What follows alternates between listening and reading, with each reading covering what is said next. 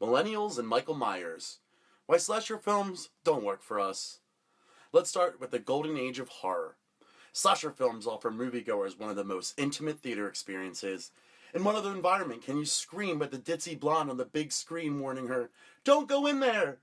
We jump when the killer leaps out from behind a door. We cover our eyes when the cheerleader and her jock boyfriend bite the big one. We cheer when the virginal good girl defeats the knife-wielding maniac. But there was once a golden age of horror when teenagers would flock to movie theaters to see the latest slasher film. However, in the late 80s, this gory subgenre of horror died off. It wasn't until Wes Craven's 1996 classic Scream hit theaters that slasher films found bloodthirsty audiences once again. The problem with slashers. As a secret slasher film fanatic, I own them all, the good, the bad, and the downright awful, in a box in my bedroom closet. I was ecstatic. Hollywood pumped out new slashers monthly, but again, the genre lost steam, and we were stuck with abysmal remakes, revisions, and revamps. History truly does repeat itself, but I think that something different happened this time. In the 80s, when the slashers fell into the trend of endless sequels and Michael Myers, Freddy Krueger, and Jason Voorhees began stalking teens in outer space, Hollywood had simply run out of ideas.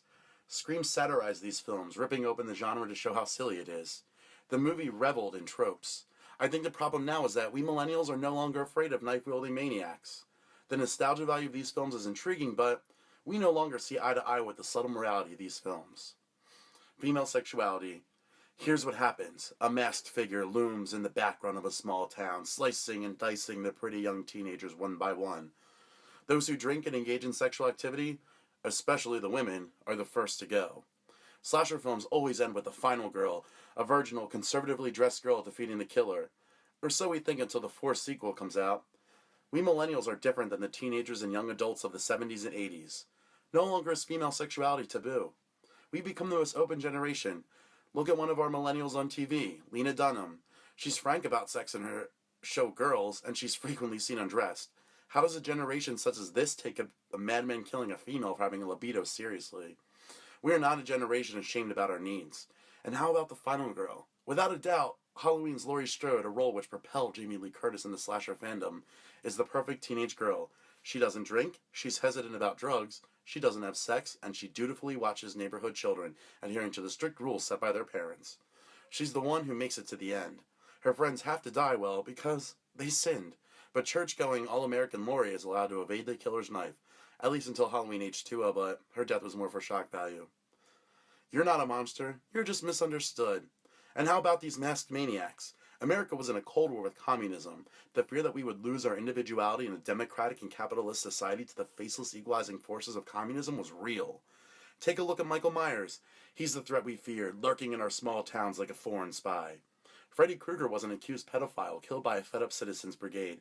When we are overstimulated by news reports on murders and criminals and 2020 specials on these madmen, we seem to not be so fearful anymore. We begin to wonder about the psyche of these villains. I mean, take a look at Jason Voorhees, left to drown by unaware lifeguards and raised by his vengeful mother.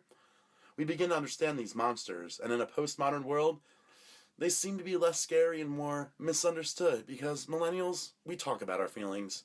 The real evils in the millennial world are rampant capitalism, college loan debt, and long lines at Starbucks, not masked men policing teenagers into good behavior with a knife.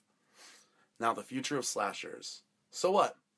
Hollywood tries and has begun to include supernatural killers into these slasher films. Ouija and Unfriended involve vengeful ghosts taking down teenagers one by one, but it's not working out. Scream tried as a postmodern work of satire, and succeeded. In 2012, Joss Whedon gave us Cabin in the Woods, another comedic deconstruction of slasher films. A group of friends go camping only to find out that they're being watched by a cult. One by one, they are sacrificed along the lines of slasher film tropes. The slutty cheerleader is first to go, then the jock, and so on and so forth until our lone heroine remains. If we can't take these slashers seriously, it seems they will only survive as spoofs and satire of Cold War era morality and values. The world is different now, and we don't want to be told how to behave.